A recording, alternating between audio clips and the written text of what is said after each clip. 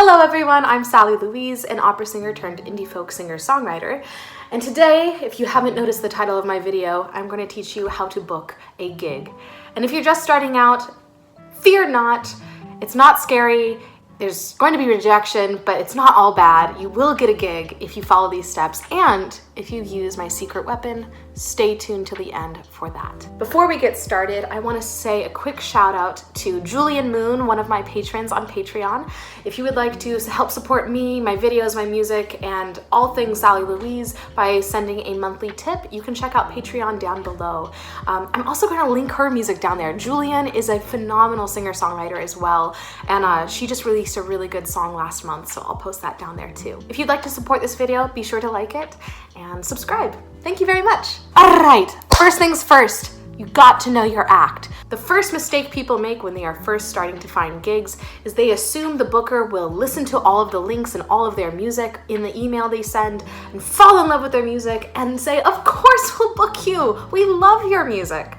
That's not reality. The reality is they'll look at the first paragraph of the email, and if there isn't any reason why they should book you, they're probably going to delete the email. So how do you get over that first hurdle? You need to know your act and be able to summarize it in one sentence, making sure I put a person or a band that my music sounds like. I make sure to talk about the genre and style, and I make sure to be clear that I am a solo acoustic act.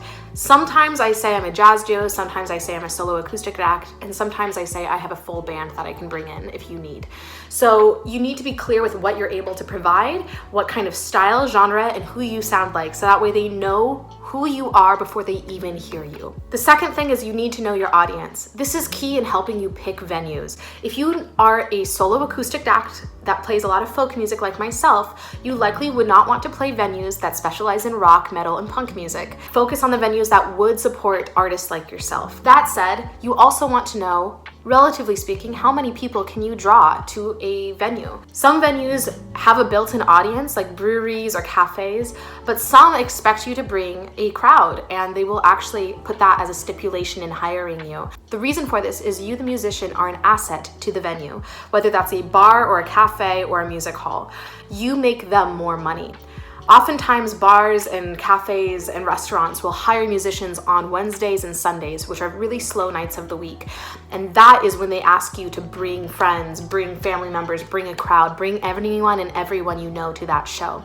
All of that said, now you get to pick the venues. There are three things you need to know about these venues. The first one is what kind of genres they're into, what kind of audiences do they have, and what type of venue it is. There's music halls, which usually book national touring acts and will have locals open for those acts if they don't have an opener. And sometimes locals get enough traction that they're locally or regionally famous, they'll be able to headline there. Then you have cafes, bars, lounges, restaurants, breweries, and they are all in the built-in audience category where you show up and usually they have clientele. Sometimes they'll ask you to bring an audience in, but it's good to just know that those are two main venues. Of course, there's also house shows, which is a great way to get started and get your name out there before you start booking at more official venues. Keeping that in mind, you also want to know, can I bring a crowd in? If so, shoot for some venues that ask you to bring a crowd. If you don't have a following, I would shoot for home concerts or places that have a built-in crowd for you. The third thing about venues you need to know is what kind of genres they love. Cafes typically are open to any and all genres.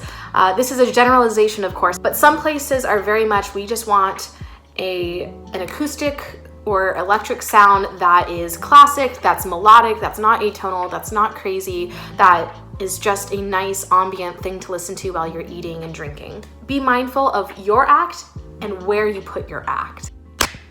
So now it's time to book the venue. The first faux pas every musician starting out makes is by going to the venue's website, clicking the contact page, and filling out the contact form.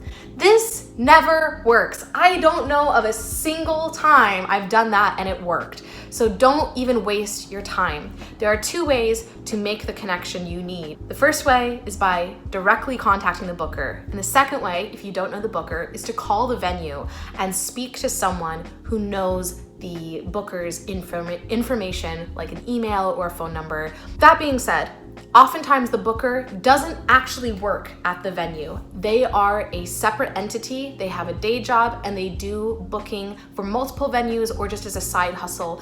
And they have a private email that is separate from anything related to the venue. The way you get in contact with bookers is usually through mutual friends. And that, my friends, is when the secret weapon comes in, which I will talk about in the next little section about formatting your email. The best thing you can do is start getting your name out there, whether it's through house concerts or social media or through recordings or through radio stations. Use any and all ways to get your name out in town, in the region, wherever you are. And two, start contacting other musicians and befriending them and asking them about where they play and how they got the gig. Who's the booker there is the common question to ask. And I'm shameless about this. Now, let's talk about my secret weapon. Come with me.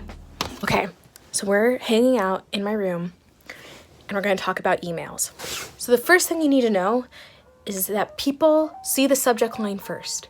I feel like that's a really simple thing to say, but a lot of people forget that the subject line is the first thing the booker is going to see when you get their email and you send them the email. So I use the subject line as my way to grab their attention. I tell them, so-and-so sent me, in all caps, and then I put my name or my act and booking for whatever month I want to book for. Now let's talk about the body of the email. I like to keep the body of the email to 2 paragraphs, short, sweet, to the point. Make sure the first thing is, hello, name of booker.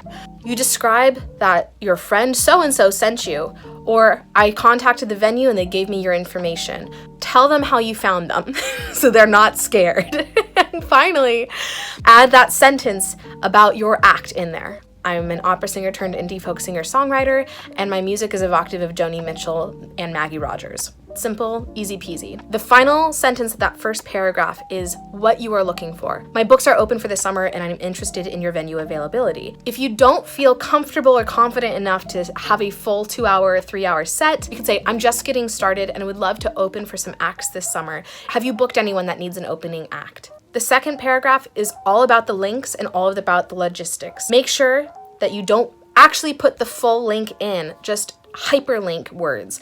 It's gonna look clean and more professional. Say, you can listen to my music on Spotify, if you have a Spotify link, on YouTube, if you have a YouTube link, and here's my EPK, an electronic press kit. I wanna do another video in the future about making your own electronic press kit. If you would like that video or have questions about that, make sure to comment down below so I know exactly what questions to answer.